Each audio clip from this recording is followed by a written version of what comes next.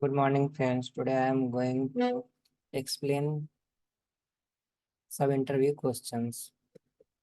So the first question is, what is the different operation that can be performed on vectors? We can There are several operations that can be performed on vectors. The first is vector addition. This involves adding two vectors to get a resultant vector. The resultant vector is the sum of two vector components. So here we can see that Ax is the horizontal component and component of vector A, and Ay is the vertical component of vector A. And here is the addition of two vectors is vector A is the resultant vector. A is equal to Ax plus vector Ay. And here the angle between the resultant vector and the x-axis is given by phi. So next operation is vector subtraction. So here this is similar to the vector addition, but in about the subtracting one vector from the another to get the resultant. So here is the original vector B and here is the A. And to write this minus B, so we just change its direction to its opposite. So it is vertically upward and the minus direction of minus B is vertically downward. And this is vector A. By using parallelogram, making a parallelogram, we draw this figure and this is the resultant vector of A plus of minus B. Since we can write this, the resultant vector as A minus B. Means vector subtraction A minus B. This is similar to that addition of A and vector minus B. The next is a scalar multiplication. This involves multiplying a vector by a scalar to change its magnitude. The direction of the vector remains the same if the scalar is positive and reverse if the scalar is negative. So in first case, we multiply vector A by 2. Then the original vector is the magnitude of the original vector changes to 2 times. And if we multiply the vector by 3, then the magnitude of the vector is increases and multiplied by 3 times become 3 times. And if we multiply it by minus 3, then its direction will be changed. And if we multiply it by minus 1 by 2, then its direction also change to its original vector. So the next is dot product, or we can say this as a scalar product. This is the way of multiplying two vectors to get a scalar quantity. It is calculated by multiplying the magnitude of the two vectors and the cosine of the angle between two vectors.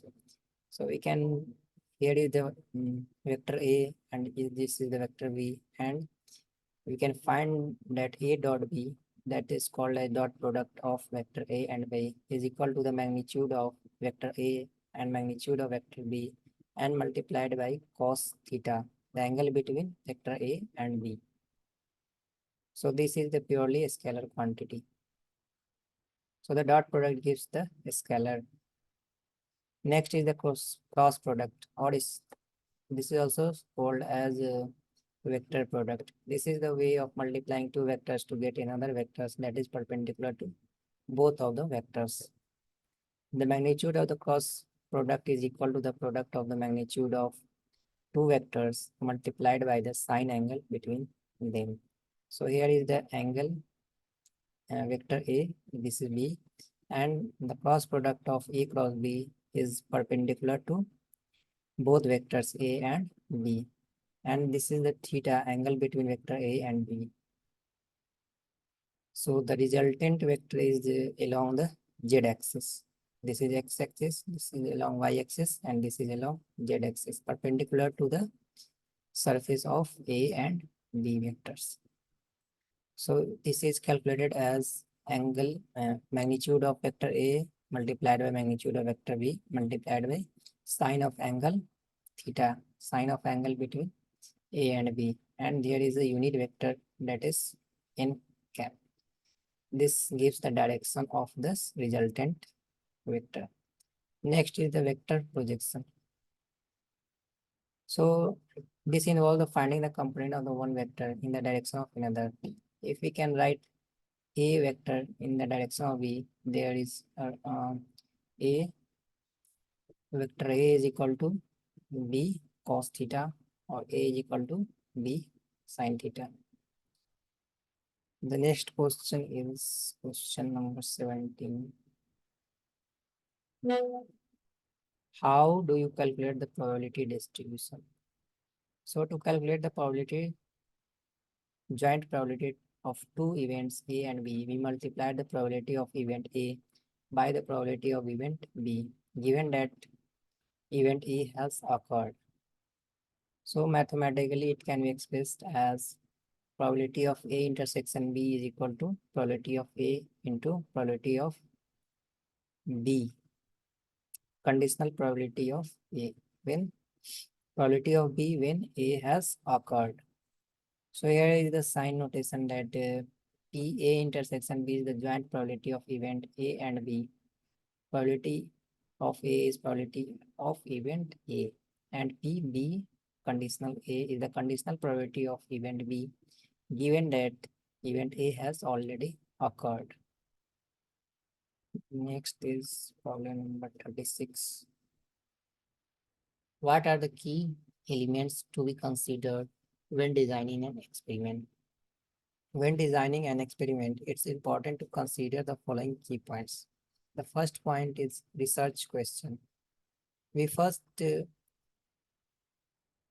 define the question we want to answer from the experiment. The next is variable. Identify the independent variable, the one we have to manipulate, and the dependent variable that we have to measure.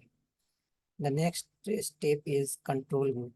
Decide if you need a control group for comparison which does not receive the treatment of intervention. The next is sample size. Determine the number of subjects or sample need to ensure the results are statistically significant. The next is randomization. Randomly assign subject to different groups to reduce bias and ensure the groups are comparable. The next is step is blinding. Consider whether blinding, keeping the subject or research unaware of the treatment is necessary to reduce bias. The next is data collection. Plan how we'll collect the data, including the instrument or tools we will use in the experiment. The next is statistical analysis. Decide on a statistical test you will use to analyze the data and test your hypothesis. That is null hypothesis or alternate hypothesis. Next is ethical consideration. Ensure that your experiment complies with ethical standard and does not harm the subject. Next is replicability. Design the experiment in a way that others can repeat it and validate your findings. The next question is 44. The question is, what is the probability of throwing two paired dice when the sum is 5 and 8? So to find the probability of throwing two fair dice and getting a sum of 5 or 8, we need to determine the number of favorable outcomes and total number of outcomes. Total number of outcomes when rolling two dice. Each dice has 6 sides, so there are 36 total outcomes. Favorable outcomes is the sum of 5. So we can observe that either one dice it 1 or 4 combination, 2 3 combination, 3 2 combination, or 4 1 combination. So there are possible 4 combinations that the sum will be 5. There is 4 such combination. The next is favorable outcomes for the sum is of 8.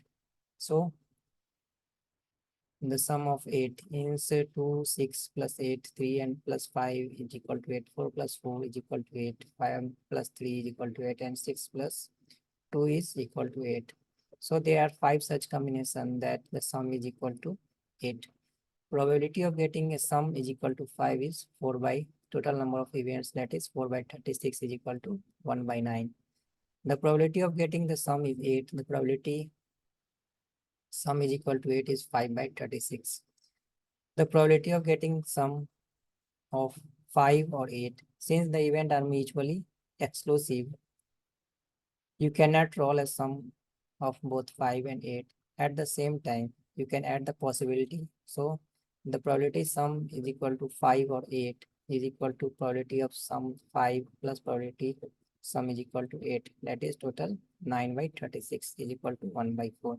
So the probability of getting sum of 5 or 8 when rolling two fair dice is equal to 1 by 4, or we can also say that it is 25% chances that the sum is either 5 or 8 when rolling two dice in the fair space.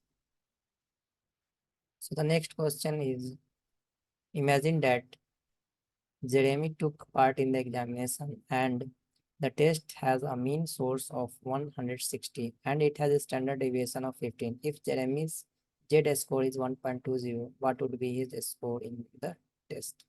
So to find the Jeremy's score on the test, we can use the formula for calculating Z score.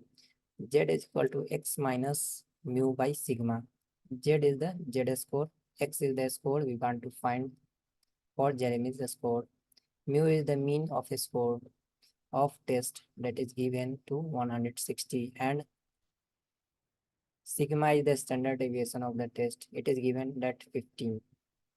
Given that Jeremy's score is 1.20, we can rearrange the formula to solve the x. So x is equal to mu plus z into sigma. Putting this value in this formula and we get the answer that is x is equal to 178. So Jeremy's score on the test would be 178. That's all. Thank you very much.